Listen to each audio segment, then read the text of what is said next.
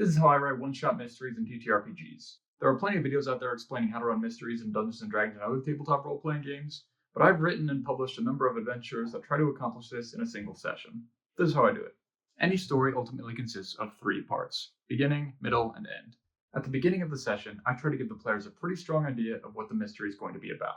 In Battle of the Bands, which is a one-shot mystery I wrote and published for the Magi Knight's Awakening TTRPG, the beginning of the session sees the players find the poster for a local band competing in an event that night called Battle of the Bands. They also recognize on the poster that some of the symbols are actually written in the spectral script, which is the language of the Eldritch Outsiders in Magi Knight's Awakening. You don't want your party wasting time trying to find the adventure. The middle of the session is where the party's going to be collecting clues.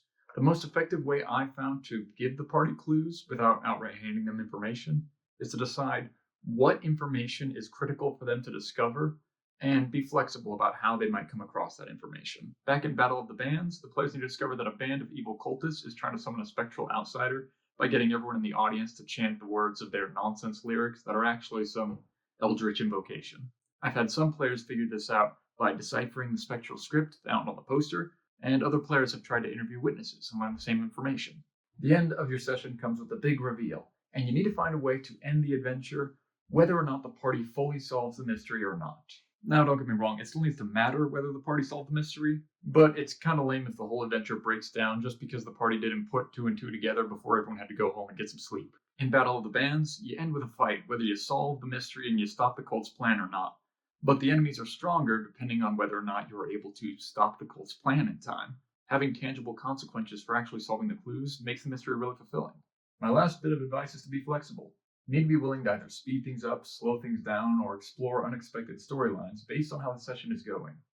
This is a tabletop game, not a TV show and not a video game. It's not going to feel like Ace Attorney, and that's okay. My favorite mystery in the D&D anthology, Candlekeep Mysteries, is called Shumshine's Bedtime Rhyme, and it has a note telling you that you should either speed up or slow down how quickly events in that mystery transpire, depending on the vibe you're going for and what keeps the party engaged. I hope you found something useful in this video, and if you want to check out any of my mysteries, check out my page on DriveThruRPG. I'm about to release my newest adventure, Liberation of the Dreamscape for Magi Knight's Awakening. It's an adventure where the players dive into people's dreams and fight off an evil outsider known as the Nightmare. It's the longest adventure I've ever written, and I'm really happy with how it's turned out. Till next time, bye!